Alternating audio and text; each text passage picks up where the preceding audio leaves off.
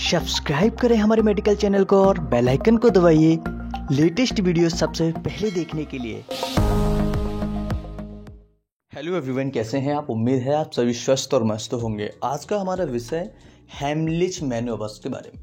Heimlich मैन्योवर क्या होता है और इसे क्यों उपयोग किया जाता है। बहुत ही शॉर्ट वीडियो है, लेकिन ये वीडियो आपको लाइफ में हमेशा काम आने वाला है। चाहे वो मेडिकल स्टूडेंट्स हो या फिर वो एक आम आदमी हो, उसे भी अगर वहाँ तक ये मेरी वीडियोस पहुँच गई है तो इस वीडियो को पूरा देखें, जिससे आपको समझ में आए हेमलिच मैन्योवर्स क्या होता है। अगर इमरजेंसी में आपको ज़रूरत पड़ जाए तो आप इसे फॉलो करके किसी की जान बचा सकते हैं।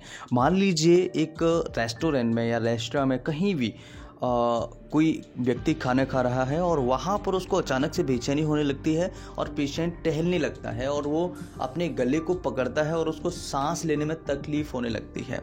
ये सिम्टम्स सीधा होता है, ये लक्षण होता है सीधा चॉकिंग का।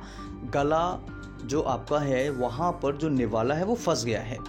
निवाला फंसने की वजह से पेशेंट्स को सांस लेने में तकलीफ होने लगती है और उसको बेचैनी स्टार्ट हो जाती है। ऐसी कंडीशन में उस पेशेंट्स को अगर हेमलिच मैन्योवर्स नहीं किया गया तो उस पेशेंट्स की डेथ भी हो सकती है। उस पेशेंट को बहुत ज़्यादा कॉम्प्लिकेशंस बन सकते हैं। मान लीजिए उस पेशेंट्स के पास में कोई ऐसा व्यक्ति नहीं है तो उस पेशेंट को सांस लेने में तकलीफ़ होने लगेगी और सांस अंदर नहीं जाएगी। ऐसी कंडीशन में जब हमारे फेफड़ों में ऑक्सीजन नहीं जाएगा तो हमारे शरीर में ऑक्सीजन की मात्रा कम हो जाएगी।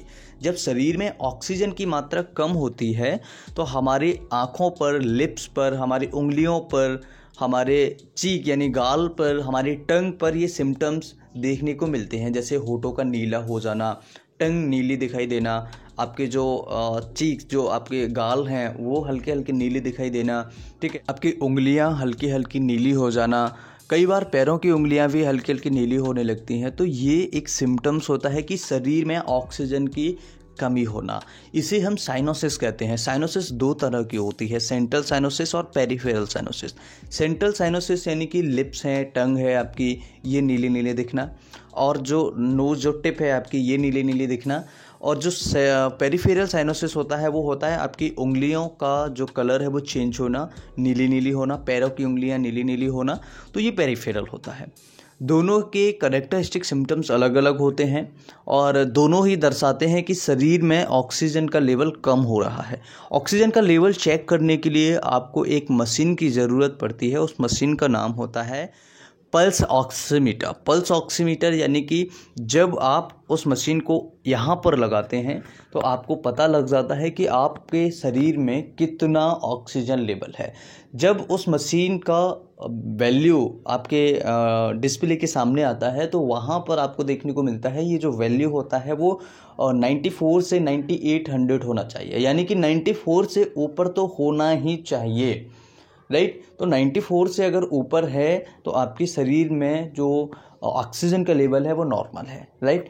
तो जब भी आपको ऐसी कंडीशन लगे जहाँ पर कोई व्यक्ति को अचानक से उसको बेचैनी होने लगती है और वो अपना गला इस तरह से दबाता है और खांसने की कोशिश करता है, उसको कफिंग आती है, तो ऐसी कंडीशन में एक प्रोसीजर होता है हेमलिच मैन्योवर। हेमलिच मैन्योवर्स में करते क्या है कि हमारा जो हैंड है उस हैंड को हमें यहाँ पर अपने अम्बलाइकस के जस्ट ऊपर, अपने अम्बलाइकस के जस्ट ऊपर, और जो यहाँ पर जिफॉइड प्रोसेस होता है जहाँ से हमारी जो पसलियाँ होती हैं वो इस तरह से मुड़ी होती है, तो इन दोनों के बीच में यहाँ पर जस्ट सेंटर में हमें इस तरह से लगाना होता है और दूसरे हाथ को इस तरह से लगाना होता है। तो जब इसे हम करते हैं तो इस तरीके से हमें हल्का सा प्रेशराइज्ड करना होता है, तो यहाँ पर प्रेशर डेवलप होता है जिसकी वजह से जो निवाला होता है या जो वोलस होता है या फिर जो फॉरेन बॉडी होता है वो बाहर निकलने में आसानी हो जाती है। तो इस तरह से कर सकते हैं, लेकिन ध्यान रहे ये उस पेशेंट के साथ में करना है जिस पेशेंट को ये परेशानी हो रही है, जिसके साथ में उसको सांस लेने में तकलीफ हो रही है। अब बात करें कि हम स्वयं कैसे बचें, सेल्फ कैसे बचें, तो एक कुर्सी लीजिएगा और उस कुर्सी के सहारे इस हिस्से को आप उससे टिका देना है और अपने पूरे हिस्से को आगे की तरफ झुका देना है। जब आप इस हिस्से को झुका देंगे तो हल्का सा यहाँ से प्रेशराइज्ड करेंगे कुर्सी से, तो और खांसने की कोशिश करेंगे तो आपकी ये जो फॉरेन बॉडी है बाहर निकल जाएगी। ऐसी कंडीशन में अगर फिर भी नहीं निकले, हेमलिच मैनोवर्स नहीं करने के बाद भी नहीं निकलता है, तो ऐसी कंडीशन में आपको सबसे पहले डॉक्टर्स को कॉल करनी है, यानी कि जो एम्बुलेंसेस होती हैं उनको कॉल करनी है, इमरजेंसी कॉल करनी है। उसके बाद आपको ये सारी प्रोसीजर फॉलो करनी है।